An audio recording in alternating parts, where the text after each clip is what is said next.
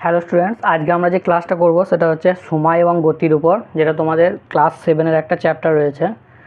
তো দেখো ক্লাসটা ভালো করে। তো প্রথমে তোমাদের যেটা আছে বিভিন্ন প্রকারের গতি সম্পর্কে আলোচনা আছে। সেখানে আমরা টোটাল 5 রকমের গতি পড়ব। এক হচ্ছে সরলরৈখিক গতি,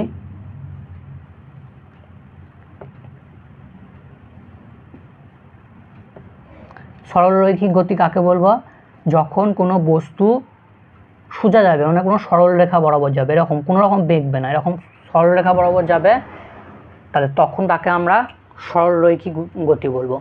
উদাহরণ হিসাবে বলতে পারি যে একটা গাড়ি হচ্ছে একদম সোজা রাস্তা বরাবর যাচ্ছে, কোনো রকম বেঁকছে না, সেটা হচ্ছে একটা সরলরৈখিক গতির হচ্ছে উদাহরণ।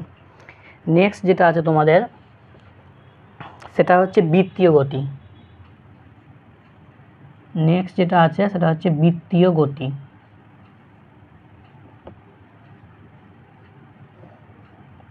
তাহলে বৃত্তীয় গতি মানে কি? কোনো বৃত্তাকার পথে ঘুরবে এরকম। তো এর উদাহরণ কি আছে? এর উদাহরণ হচ্ছে সবথেকে ভালো আমাদের যে সূর্য রয়েছে এবং সূর্যের চারিদিকে যখন পৃথিবীটা ঘুরছে তখন এরকম বৃত্তীয় গতির উদাহরণ এটা একটা। এছাড়াও আমরা দেখেছি যে নিউক্লিয়াস আছে এবং তার চারপাশে ইলেকট্রনগুলো কি হচ্ছে, বৃত্তাকার পথে ঘুরছে, তাহলে এটাও হচ্ছে একটা বৃত্তীয় গতির উদাহরণ। নেক্সট হচ্ছে ঘূর্ণন গতি।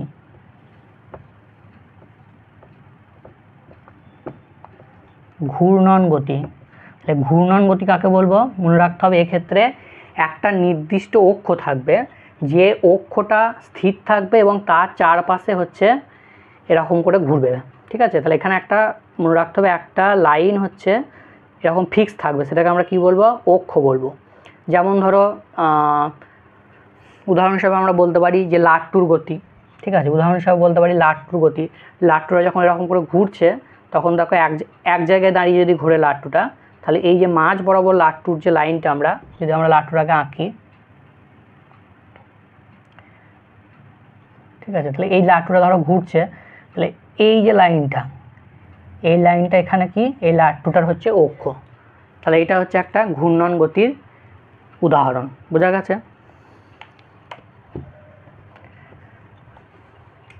নেক্সট আছে এরকম হতে পারে যে মিশ্র গতি, মানে সরলরৈখিক এবং ঘূর্ণন দুটো একসঙ্গে মিক্স করে হচ্ছে।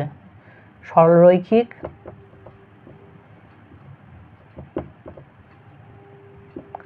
প্লাস হচ্ছে ঘূর্ণন, মানে দুটোই রয়েছে একসঙ্গে। তাহলে এরকম গতির উদাহরণ কি? এরকম গতির সব থেকে ভালো উদাহরণ হচ্ছে যে এটাকে মিশ্র গতিও বলা হয়, ঠিক আছে? এরকম গতির ভালো উদাহরণ হচ্ছে সব থেকে সাইকেলের চাকার গতি, ঠিক আছে? তাহলে সাইকেলের চাকাটা কি হচ্ছে? এই হচ্ছে সাইকেলের চাকা, এরকম স্পোক রয়েছে। দেখো এই যে এইটা, এর বরাবর যদি আমরা একটা এরকম রড ঢুকিয়ে দিই এই দিক দিয়ে, তাহলে সেটা হচ্ছে এখানে অক্ষ। তাহলে এই অক্ষের চারপাশে এটা কী করছে? ঘুরছে। তাহলে এটা হচ্ছে একটা ঘূর্ণন গতি। তার সঙ্গে সঙ্গে সাইকেলের চাকাটা কী হবে? সামনের দিকে এগিয়ে যাচ্ছে। তাহলে সামনের দিকে যদি অবশ্যই সাইকেলটা সোজা রাস্তা বরাবর যায়, বেকার রাস্তায় গেলে কিন্তু হবে না। তাহলে সোজা রাস্তায় যদি যায় তাহলে সেক্ষেত্রে সরলরৈখিক প্লাস হচ্ছে ঘূর্ণন গতি, দুটোই আছে। তাহলে একটা মিশ্র গতির উদাহরণ যদি দিতে বলে তাহলে সেটা আমরা বলবো সাইকেলের চাকার গতি, যেটা তোমাদের আসছে, খুব ইম্পর্টেন্ট। আর 5 নম্বরে যেটা আছে তোমাদের সেটা হচ্ছে বক্রপথে গতি।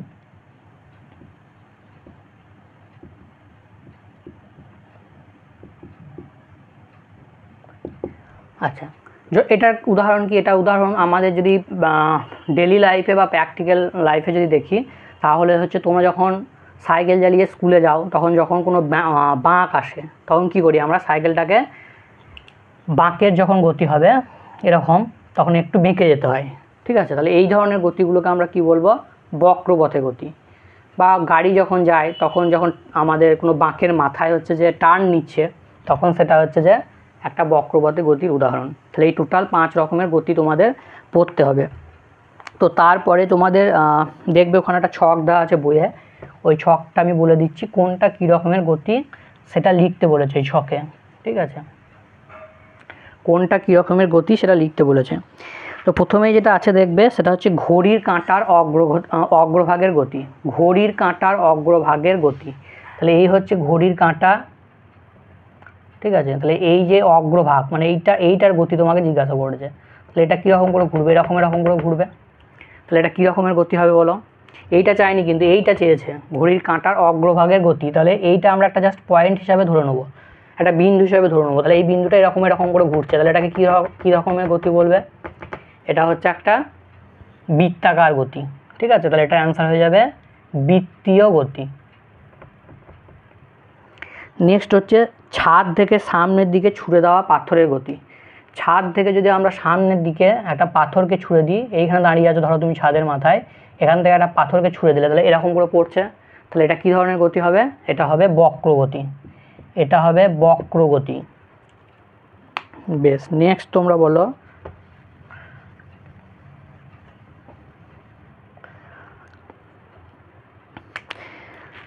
নাগরদোলা। তাহলে নাগরদোলা কী হবে, নাগরদোলার গতিটা কীরকম হবে, নাগরদোলাই ঘুরছে, কিন্তু এখানে মনে রাখতে হবে যে নাগরদোলার মাঝখানে একটা কিন্তু অক্ষ স্থির থাকে, যার চারপাশে এটা এরকম করে ঘোরে। তাহলে এটা হয়ে যাবে আমাদের ঘূর্ণন গতি, বোঝা গেছে। তারপরে লাট্টুর গতি, লাট্টুর গতি এক্ষুনি বললাম, এক জায়গায় দাঁড়িয়ে থাকা লাট্টুর গতি, এক জায়গায় দাঁড়িয়ে লাট্টুরা যদি ঘোরে তাহলে সেক্ষেত্রে এটা কী হবে, ঘূর্ণন গতি হবে। তারপর হচ্ছে ঘড়ির পেন্ডুলামের গতি, ঘড়ির পেন্ডুলামের গতি হচ্ছে কীরকম, পেন্ডুলাম ঘড়ি মানে আগেকার ঘড়িগুলো, ঠিক আছে। তো এরকম একটা ভারী, নিচেতে একটা এরকম ভারী হচ্ছে বস্তু থাকতো, যেটা কীরকম করতো, এরকম করে দুলতো, ঠিক আছে। এটা এরকম করে ঢং করে দুলতো। তাহলে এটা কী ধরনের গতি হবে, তাহলে দেখো এটা বৃত্তাকার পথে ঘুরছে, এরকম বৃত্তাকার না, এটা হচ্ছে যে বক্রপথে ঘুরছে। তাহলে এটা কী ধরনের গতি হয়ে যাবে, এটা হচ্ছে বক্রগতি, ঠিক আছে। এরকম পাতে ঘুরবে, ঠিক আছে, এরকম, তাহলে এটা হচ্ছে যে বক্রপথে গতি। নেক্সট হচ্ছে যে সোজা রাস্তা বরাবর চলন্ত সাইকেলের চাকার গতি। এক্ষুনি বললাম এটা মিশ্র গতি, ঘূর্ণন প্লাস হচ্ছে সরলরৈখিক। তারপরে বলেছে স্ক্রু ড্রাইভারের গতি। তাহলে স্ক্রু ড্রাইভার আমরা কী করি, এর একটা অক্ষ স্থির থাকে, এরকম করে ঘোরায়, তাই তো। তাহলে স্ক্রু ড্রাইভারের গতিটা কী হবে, মাঝে একটা অক্ষ স্থির থাকবে এবং এটাকে ঘোরাচ্ছি, তাহলে এটা কী ধরনের গতি হবে, এটা হয়ে যাচ্ছে আমাদের ঘূর্ণন গতি, ঠিক আছে। স্ক্রু ড্রাইভারের গতি এটা হচ্ছে ঘূর্ণন গতি। তারপরে যেটা আছে বৈদ্যুতিক পাখার গতি, ঠিক আছে। বৈদ্যুতিক পাখার ক্ষেত্রে মাথার উপর যে ফ্যানটা রয়েছে সেই ফ্যানের মাঝে দেখো এরকম একটা দণ্ড দেওয়া আছে, যেটা দিয়ে বাঁধা রয়েছে, ঠিক আছে। তাহলে এই দণ্ডটা এখানে কি অক্ষ, আর তার চারপাশে ফ্যানটা কি হচ্ছে এরকম করে ঘুরছে, ঠিক আছে। তাহলে এটা কী ধরনের গতি হয়ে যাবে, এটা কী ধরনের গতি হয়ে যাবে, এটা হয়ে যাচ্ছে আমাদের অক্ষ থাকলেই হবে ঘূর্ণন গতি। তাহলে এটা রাইট অ্যান্সার হয়ে যাচ্ছে ঘূর্ণন গতি, ঠিক আছে। বোঝা গেছে সব গতিকোটা। নেক্সট তোমাদের যেটা আছে দূরত্ব এবং সরণ, ঠিক আছে। তাহলে এখানে দুটো জিনিস তোমাদের একটু জেনে নিতে হবে, যে স্কেলার রাশি এবং ভেক্টর রাশি, এই দুটো রাশি আমরা ভৌতবিজ্ঞানে পড়বো, একটা হচ্ছে স্কেলার রাশি আর একটা হচ্ছে ভেক্টর রাশি। তাহলে স্কেলার রাশি কাকে বলবো, যে রাশিগুলো শুধুমাত্র মান আছে, তাহলে শুধুমাত্র মান আছে কিন্তু অভিমুখ নাই, শুধুমাত্র মান আছে কিন্তু অভিমুখ মানে কোনো দিক নেই, ঠিক আছে। তাদেরকে আমরা বলবো স্কেলার রাশি। আর যেগুলোর এটা মান আর যেগুলোর মান এবং অভিমুখ দুটোই হচ্ছে থাকবে, তাদেরকে আমরা কি বলবো, ভেক্টর রাশি। এটাও থাকবে এটাও থাকবে। তাহলে এখানে মনে রাখতে হবে যে দূরত্বটা হচ্ছে একটা স্কেলার রাশি আর সরণটা হচ্ছে একটা ভেক্টর রাশি। দুজনের এককটা মনে রাখবে, দূরত্বের একক হচ্ছে এসআই পদ্ধতিতে মিটার, এটাকে আমরা শর্ট ফর্মে স্মল এম দিয়ে লিখি। আর সিজিএস পদ্ধতিতে এককটা হচ্ছে সেন্টিমিটার, যেটাকে আমরা স্মল ফর্মে সিএম দিয়ে লিখি। সরণ এবং দূরত্ব দুজনেরই একক কিন্তু সেম থাকবে, মনে রাখবে একক কিন্তু সেম থাকবে দুজনেরই হচ্ছে এসআই পদ্ধতিতে একক মিটার এবং সিজিএস পদ্ধতিতে হচ্ছে সেন্টিমিটার। এবার এই সরণ এবং দূরত্ব জিনিসটা কি সেটা একটু ডিটেলসে দেখব।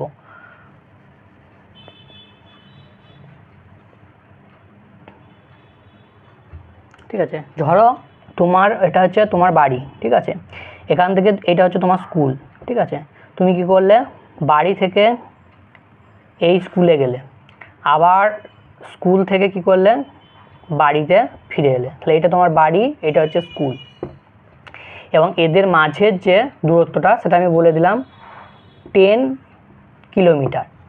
তাহলে এক্ষেত্রে যখন আমরা দূরত্ব বের করব কি করব, এইখান থেকে এই গেছো মানে 10, আবার এইখান থেকে এই ফিরে এসছো, তাহলে টোটাল কত হচ্ছে 10 + 10, তাহলে এক্ষেত্রে তোমার অতিক্রান্ত দূরত্ব হয়ে যাবে 20 কিলোমিটার। এটা হচ্ছে দূরত্ব।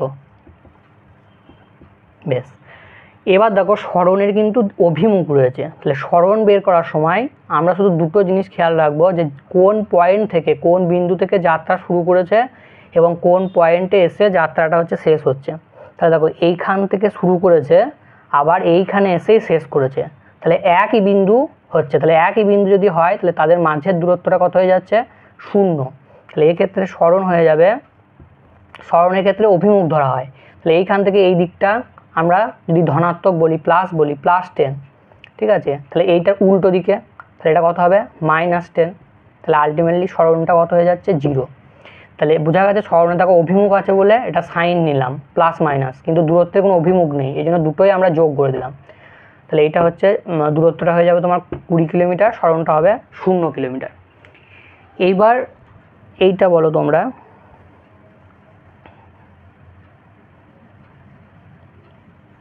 যে তোমাকে বলল রোহিত 3 কিমি পূর্ব দিকে গেছে, তারপর 4 কিমি উত্তর দিকে গেছে,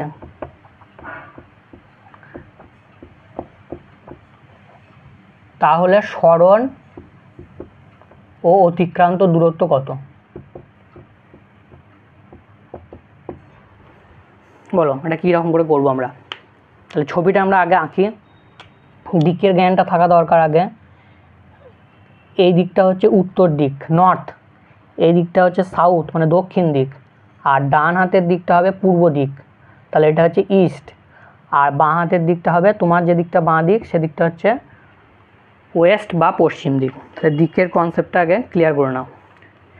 এরপরে দেখো কি বলেছে, তাহলে রোহিত হচ্ছে 3 কিলোমিটার পূর্ব দিকে গেছে, তাহলে ধরো এইখান থেকে রোহিত যাত্রাটা শুরু করেছে, এখান থেকে কি করলো পূর্ব দিকে 3 কিলোমিটার গেল, তারপরে আবার রোহিত কি করেছে 4 কিলোমিটার উত্তর দিকে গেছে, তাহলে উত্তর দিক মানে এই দিকে গেছে, এই দিকে 4 কিলোমিটার গেছে, তাহলে এইখান থেকে এই দিকে গেছে দিয়ে এখানে গেছে, তাহলে এই পয়েন্টটার নাম দিলাম আমরা এ, এখানে বি, এটা দিলাম সি। বেশ, তাহলে এই ক্ষেত্রে সরণ এবং দূরত্ব কত বলেছে, এখান থেকে এটা বলে দিয়েছে উত্তর দিকে হচ্ছে 4 কিলোমিটার, তাহলে আমরা দূরত্ব বের করার সময় কি করব জাস্ট যোগ করে দেবো, তাহলে এইটা 3 আর এটা 4, তাহলে 3 + 4 মানে 7 কিলোমিটার, তাহলে দূরত্বটা হয়ে যাচ্ছে আমাদের 7 কিলোমিটার। বোঝা গেছে? আর সরণটা আমি কিভাবে বার করব বলেছি, কোন পয়েন্টে যাত্রা শুরু করেছে এবং কোন পয়েন্টে শেষ করেছে সেই দুটো দেখবো। তাহলে এখান থেকে দেখো যাত্রা শুরু করেছিল আর এইখান থেকে এইখানে শেষ করেছে, তাহলে এই দুটো পয়েন্ট আমরা একদম সরল রেখা স্ট্রেট লাইন দিয়ে জুড়ে দেবো। তাহলে এইখান থেকে এই যে এসি, এই এসিটুকু হচ্ছে এর সরণ, ঠিক আছে, তাহলে এসিটুকু হচ্ছে সরণ। এসিটুকু কী করে বার করব, আমরা ত্রিভুজের সূত্র লাগাবো, ত্রিভুজের এইটাকে বলা হচ্ছে অতিভুজ, এইটাকে বলা হচ্ছে লম্ব, আর এইটাকে বলা হচ্ছে ভূমি। তাহলে আমরা জানি যে ত্রিভুজের অতিভুজের স্কোয়ার সমান, যদি না জানো ফর্মুলাটা লিখে নেবে, যে অতিভুজের যদি ভ্যালু আমাকে বের করতে হয় তাহলে √/, ভূমি স্কোয়ার প্লাস লম্ব স্কোয়ার, ঠিক আছে, তাহলে এইটাকে কি বলে ভূমি আর এইটাকে বলে লম্ব। তাহলে ভূমি স্কোয়ার, তাহলে ভূমি 3, 3 স্কোয়ার প্লাস লম্বটা দেখো 4 রয়েছে, তাহলে 4 স্কোয়ার, তাহলে 3 স্কোয়ার মানে 3, দুবার 3কে গুণ করতে হবে, তাহলে 9, আর এটা হচ্ছে 16, তাহলে 9 + 16 মানে হচ্ছে 25, তাহলে √25 তার মানে হচ্ছে 5, √25 তার মানে হচ্ছে 5। তাহলে এই ব্যক্তিটার সরণ কত হয়ে যাবে? 5 কিলোমিটার। বোঝা গেছে? সরণ হয়ে যাবে 5 কিলোমিটার। ব্যাস, এইটুকু কনসেপ্ট থাকলেই তোমাদের এটা ক্লিয়ার একদম।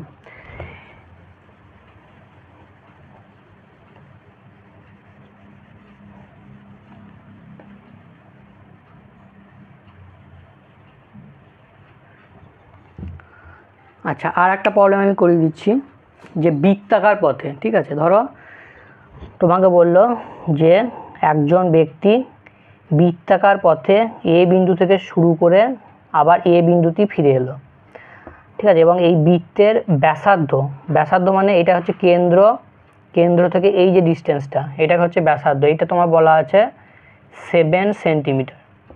তাহলে এক্ষেত্রে তোমার দূরত্ব এবং সরণ কত হবে? তাহলে দেখো এইখান থেকে শুরু করেছিল, এই গেল এইখানেই শেষ করলো, তাহলে সেম পয়েন্ট, একই পয়েন্ট, তাহলে সরণ কত হয়ে যাবে?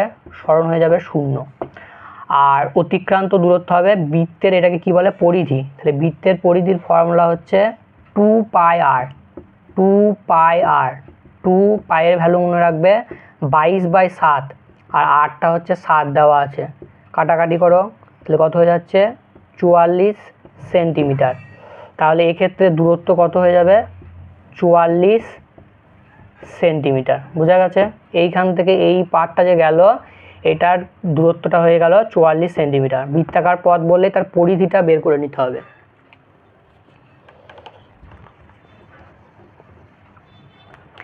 এরপরে অর্ধবৃত্তও দিতে পারে। তোমাকে বললো যে এইখান থেকে, ধরো এর বাইরে কোনো কোশ্চেন আসবে না, ঠিক আছে, ধরো বললো এ বিন্দু থেকে যাত্রা শুরু করে বি বিন্দুতে গেল এবং বৃত্তের ব্যাসার্ধটা বলে দিয়েছে তোমাকে 7 সেন্টিমিটার। তাহলে এক্ষেত্রে ব্যক্তিটার হচ্ছে সরণ এবং অতিক্রান্ত দূরত্ব কত হবে? তাহলে সরণ আমি কি বলেছি?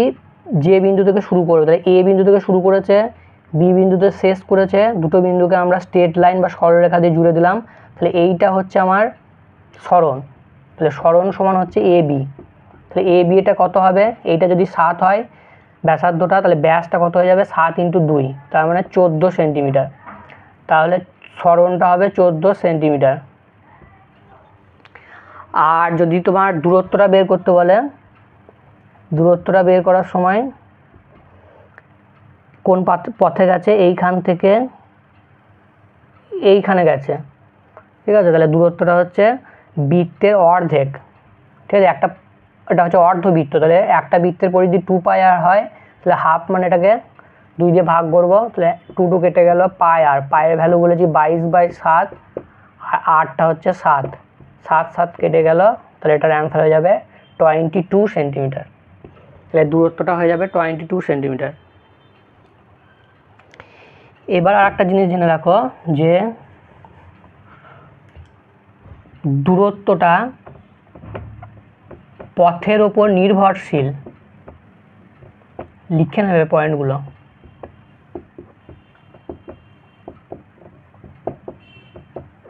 কিন্তু সরণটা নয়, কিন্তু সরণ নয়। মানেটা কি?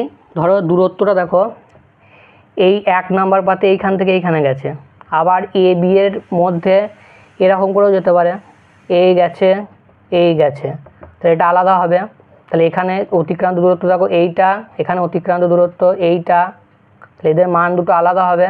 তার মানে কি? পাথের ওপর নির্ভর করছে। কিন্তু এটা এই পাথে যাক কিংবা এই পাথে যাক, যদি সরণ বের করতে হবে, আমার ইনিশিয়াল এবং ফাইনালের মধ্যে হচ্ছে জাস্ট আমরা সরলরেখা দিয়ে জুড়ে দিয়েছি, তাহলে এটা কিন্তু পাথের ওপর নির্ভর করবে না। এটার ক্ষেত্রেও সরণের মান যা হবে, এটার ক্ষেত্রেও সরণের মান সেম হবে, কিন্তু দূরত্বের ক্ষেত্রে আলাদা হবে। বোঝা গেছে জিনিসটা? বেশ। তারপরে যেটা আছে সেটা হচ্ছে দ্যুতি, বেগ এবং ত্বরণ। এই 3টে জিনিস পড়তে হবে, দ্যুতি, বেগ এবং ত্বরণ। তাহলে দ্যুতি মানে হচ্ছে, এটা মনে রাখবে, দুটি হচ্ছে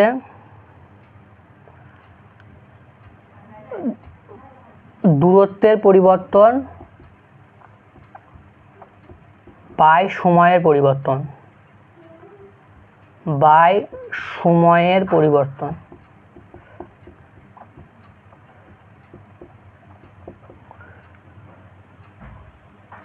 দূরত্বের পরিবর্তন বাই হচ্ছে সময়ের পরিবর্তন। তাহলে কি বলবো, সংজ্ঞা যদি জিজ্ঞাসা করে লিখে নেবে যে সময়ের সাপেক্ষে দূরত্ব পরিবর্তনের হারকে হচ্ছে দ্রুতি বলে। ঠিক আছে, তাহলে দ্রুতি, এটা শর্ট ফর্মে আমরা দ্রুতিটাকে ভি দিয়ে লিখি। তাহলে ভি সমান দূরত্বটাকে যদি ডি দিয়ে লিখি তাহলে ডি, আর সময়টাকে যদি টি দিয়ে লিখি তাহলে টি। তাহলে এটার একক কি হবে, যদি এসআই পদ্ধতিতে একক জিজ্ঞাসা করে তাহলে আমরা লিখব, দেখো এটা দূরত্ব হচ্ছে মিটার, তাহলে উপরে হচ্ছে মিটার আর নিচে দেওয়া হচ্ছে যে সময়ের এসআই একক হচ্ছে সেকেন্ড। তাহলে এটাকে লেখা হয় মিটার পার সেকেন্ড, কিংবা এরকম করেও লিখতে পারি মিটার সেকেন্ড টু দি পাওয়ার -1। এই নিচেরটাকে উপরে তুললে আমরা -1 ফর্মেও লিখতে পারি। আর সিজিএসে যদি বলি তাহলে সিজিএসের দূরত্ব একক কী হয়ে যায়, সিজিএসের দূরত্ব একক হচ্ছে সেন্টিমিটার আর সময়টা সেকেন্ডই থাকবে, তাহলে সিজিএসে হয়ে যাবে সেন্টিমিটার পার সেকেন্ড। দুটি হচ্ছে, যেহেতু দূরত্ব সময় দুটোই হচ্ছে স্কেলার রাশি, তাই দুটিও হচ্ছে একটা স্কেলার রাশি।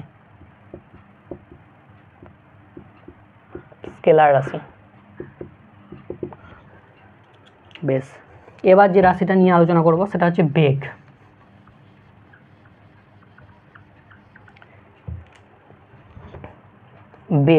বেগ কি বলবো, সরণের পরিবর্তন বাই নিচেতে সময়ের পরিবর্তন।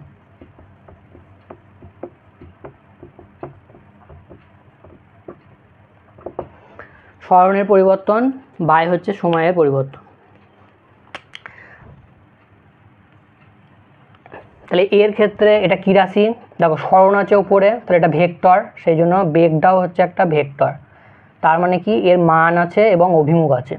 একক দুটি যা ছিল সেম হবে, এসআই পদ্ধতিতে মিটার পার সেকেন্ড, সিজিএস পদ্ধতিতে সেন্টিমিটার পার সেকেন্ড। আচ্ছা, তাহলে বেগের সংজ্ঞা কি দেবে, সময়ের সাপেক্ষে সরণের পরিবর্তনকে হচ্ছে বেগ বলে, সময়ের সাপেক্ষে সরণের পরিবর্তনকে বেগ বলে, বা সরণের পরিবর্তনের হারকে বেগ বলে, সরণের পরিবর্তনের হারকে বেগ বলে। তাহলে বেগ আর দ্রুতি এই দুটো গেল। এবার এখান থেকে একটা নিউমেরিক্যালস করাই, একটা অঙ্ক করাই ছোট্ট, তাহলেই তোমাদের কনসেপ্টটা ক্লিয়ার হয়ে যাবে।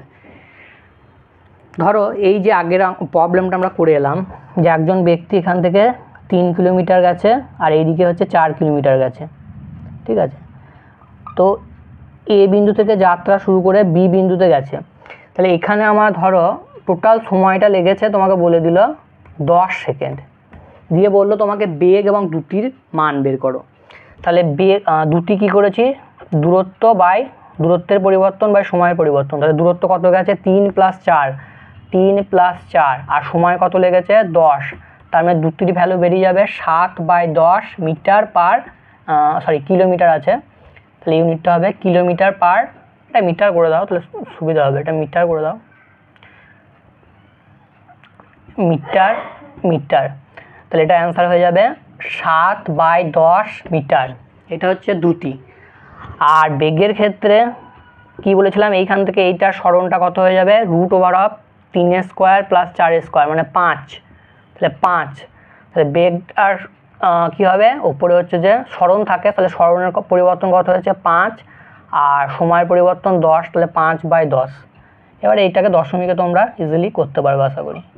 এটা 0.7, এটা হচ্ছে 0.5। ইউনিটটা হয়ে যাবে মিটার পার সেকেন্ড, এটারও হবে মিটার পার সেকেন্ড। বোঝা গেছে? তাহলে বেগ এবং দ্রুতির মানটা দেখো এখানে কিন্তু আলাদা এসেছে। ঠিক আছে, তাহলে বেগ আর দ্রুতির মান কখন এক হবে, যদি একটা বস্তু একই দিকে সরলরেখা বরাবর যায়। ঠিক আছে, ধরো এইখান থেকে এই গেল, ঠিক আছে, ডিরেকশন চেঞ্জ করলে কিন্তু হবে না, একই দিকে যেতে হবে, এইখান থেকে এই দিকে গেল, তাহলে এক্ষেত্রে আমার হচ্ছে বেগ এবং দ্রুতির ভ্যালু হচ্ছে একই থাকবে, ঠিক আছে। সরলরেখা বরাবর একই দিকে যদি যায় তাহলে একই থাকবে বেগ এবং দ্রুতির ভ্যালু। আচ্ছা, নেক্সট যেটা আছে সেটা হচ্ছে ত্বরণ।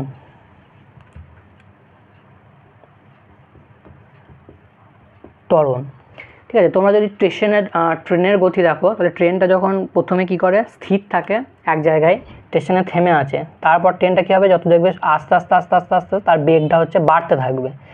বেড়ে এই যে আস্তে আস্তে বেগটা বাড়ছে, এই বাড়াটাকে আমরা কি বলবো, ত্বরণ বলবো। তাহলে ত্বরণের সংজ্ঞা কি হয়ে যাবে, ত্বরণকে আমরা এ দিয়ে লিখি, ঠিক আছে। তাহলে ত্বরণ সমান হয়ে যাবে আমার বেগের পরিবর্তন বাই সময়ের পরিবর্তন।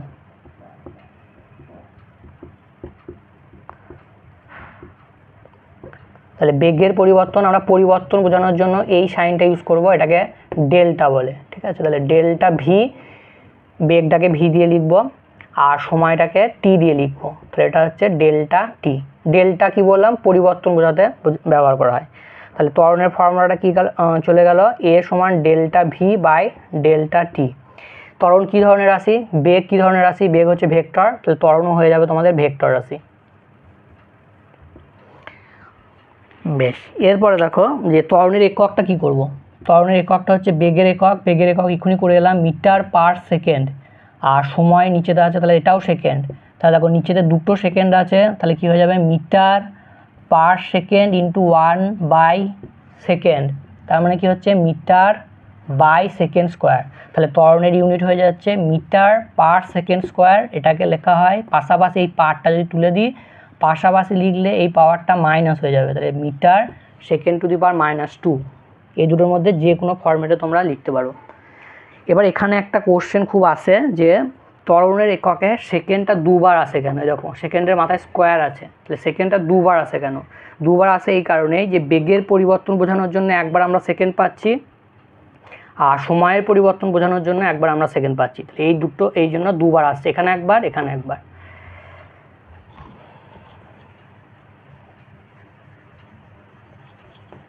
ত্বরণের সিজিএস একক কী হবে, সিজিএস একক হয়ে যাবে সেন্টিমিটার পার সেকেন্ড স্কোয়ার, আর এসআই একক তো বলে দিলাম মিটার পার সেকেন্ড স্কোয়ার।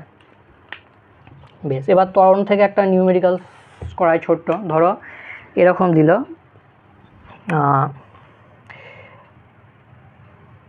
10। আচ্ছা, ত্বরণের সংজ্ঞা কী দেবে, ত্বরণের সংজ্ঞা সময়ের সাপেক্ষে বেগের পরিবর্তনের হারকে হচ্ছে ত্বরণ বলে। তাহলে 10 সেকেন্ড সময়ে যদি বেগের পরিবর্তন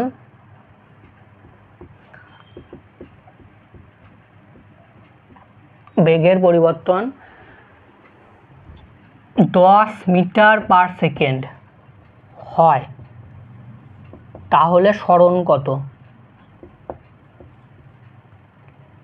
তাহলে ত্বরণ কত, সরণ না ত্বরণ।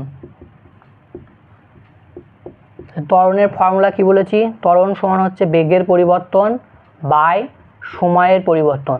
তাহলে বেগের পরিবর্তনটা কত বলা হয়েছে, 10 বলে দিয়েছে, ঠিক আছে। আর কত সময়ে, 10 সেকেন্ড সময়ে, তাহলে এটা অ্যান্সার কত হয়ে যাবে 1 মিটার পার সেকেন্ড স্কোয়ার। তাহলে ত্বরণের ভ্যালুটা হয়ে যাচ্ছে 1 মিটার পার সেকেন্ড স্কোয়ার। এবার মনে রাখবে একটা কথা, যে ঋণাত্মক ত্বরণকে হচ্ছে মন্দন বলে, মন্দন, ঠিক আছে। ঋণাত্মক ত্বরণকে হচ্ছে মন্দন বলে। তাহলে মন্দন জিনিসটা কি, ধরো এখানে যে ট্রেনের মোশনটা, ট্রেনের যে গতিটা আমরা দেখলাম, যে প্রথমে এখান থেকে এ স্টেশন থেকে ছাড়লো, তারপরে আস্তে আস্তে আস্তে আস্তে বেগটা বাড়লো, তারপরে আবার যখন স্টেশনে থামবে, ধরো এই স্টেশনে থামবে, এটা মাঝের কোনো একটা জায়গা, এই স্টেশনে যখন থামবে তখন কি হবে, আস্তে আস্তে বেগটা আবার কিন্তু কমাতে হবে। তাহলে এইখান থেকে এখানে বেগটা কিন্তু কমছে, তাহলে এই জিনিসটাকে বলা হচ্ছে মন্দন। আর এখানে কি হচ্ছিল, বেগ বাড়ছিল। তাহলে সময়ের সাপেক্ষে যদি বেগ বাড়ে তাকে আমরা ত্বরণ বলবো, আর সময়ের সাপেক্ষে যদি বেগ কমে তাহলে তাকে আমরা মন্দন বলবো। এই জন্যই এই মন্দনটাকে হচ্ছে তোমাদের ঋণাত্মক ত্বরণ বলা হচ্ছে। একক একই থাকবে, ত্বরণের যা একক সেম থাকবে।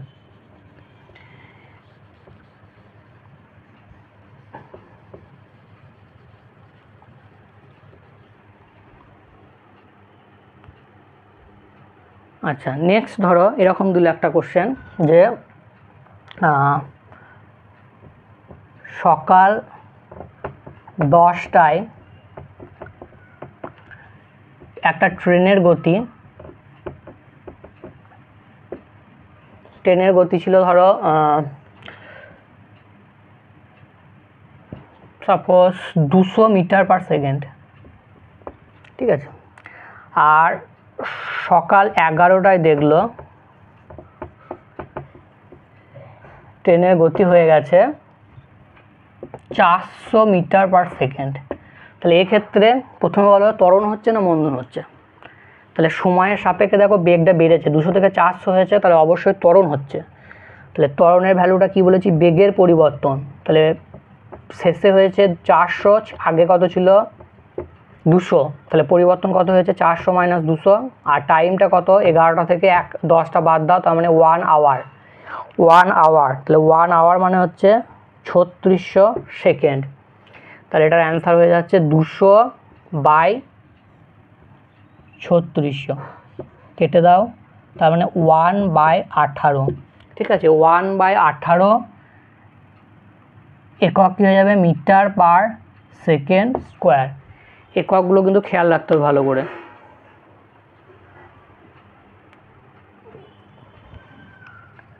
বেশ, এরপরে যেটা আছে